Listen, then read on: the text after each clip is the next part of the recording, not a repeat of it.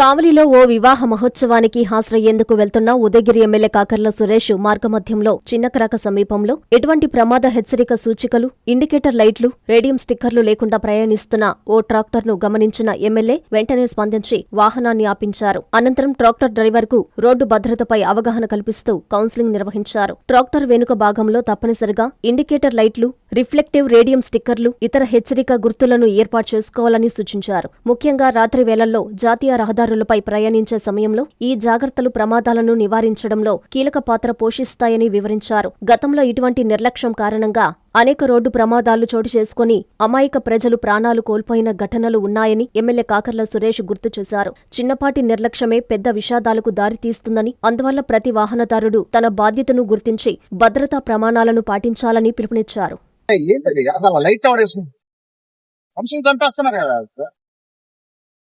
Light లేకుండా radio sticker అని వేసుకోవచ్చుగా. Radio sticker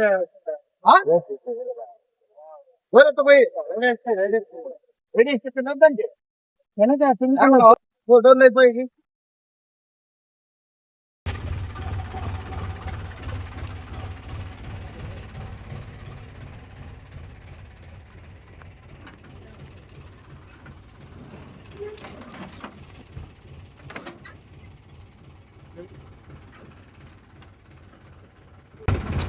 radio sticker light అయితే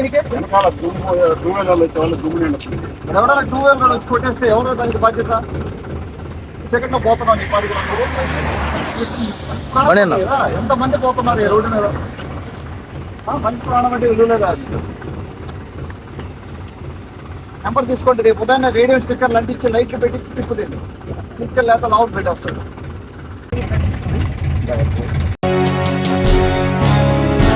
స్వాగతం, సుస్వాగతం.